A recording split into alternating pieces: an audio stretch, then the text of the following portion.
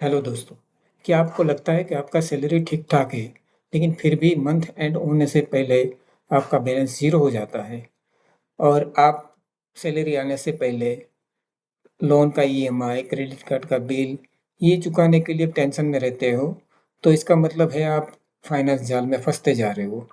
Finance trap कभी middle class को अमीर बनने नहीं देगा, लेकिन इससे बचना मुमकिन है। इससे बचने के लिए आपको आपके खर्चे को कंट्रोल करना है और ये खर्चे को 50-30-20 के रेशियो में मैनेज करना है और उसके अंडर ही कंट्रोल करना है। और ये डिटेल में मैं आपको इसके आगे बताऊंगा, लेकिन इससे पहले हम ये जानते हैं कि ये खर्चे क्यों बढ़ रहे हैं। लोग ईएमआई, लोन और क्रेडिट कार्ड के चक्कर में क्यों फंसते हैं? इसके मुख्य कारण है आकर्षक ऑफर, आसान उपलब्धि और तुरंत अवेलेबिलिटी। बैंकों ने लोन और ये क्रेडिट कार्ड इतना आसान कर दिया है, वो zero down payment, no cost EMI जैसे ऑफर लोगों को आकर्षित करते हैं। लोग तुरंत चीज़ें खरीदना चाहते हैं, चाहे उसके पास पैसा हो या ना हो। ईएमआई का विकल्प उन्हें लगता है कि बोझ कम है, लेकिन ये लंबी अवधि का कर्ज है। क्रेडिट कार्ड देखकर लोग ये सोचते हैं कि उनकी क्षमता है, लेकिन ये उधार है। इससे बचने का तरीका, खर्चों को 50-30-20 के रेशियो में डिवाइड कर लीजिए। इस प्लान के जरिए आप सिस्टमेटिक एक्सपेंस प्लानिंग कर सकते हैं और आपको खर्चों को मैनेज कर सकते हैं। इसके लिए आपके लास्ट 2-3 महीने के खर्चों को नोट कर लीजिए और उसको 3 पार्ट में डिवाइड कर लीजिए। 50% रहेगा आपका ज़रूरी खर्चा जो घर खर्चे के लिए लगेगा ही, और 30% आपकी इच्छाओं लाइफस्टाइल के लिए रहेगा और 20% आपका सेविंग एंड इन्वेस्टमेंट के लिए यूज़ करना है। 50% जो आवश्यक खर्चे हैं, उसमें क्या-क्या आएगा, वो देखते हैं। वो एक तो पहले आपका घर घर किराए पे है या आपने परचेज़ किया है, तो उसका किराया या होम लोन आवश्यक में आएगा।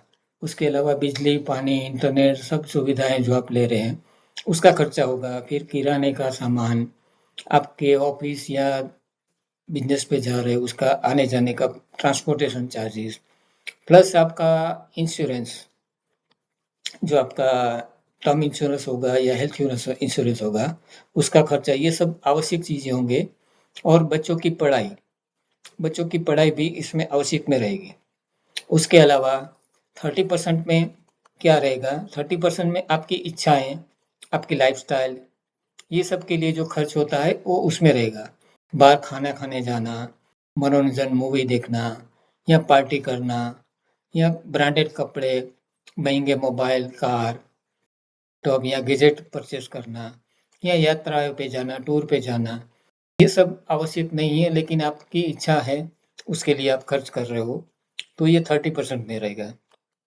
उसके अलावा रहेगा 20% जो आपकी बचत, इनकम इनकम जो सेविंग होगा, उसका इन्वेस्टमेंट कर रहे हो, उसमें रहेगा। उसमें इमरजेंसी फंड भी रहेगा।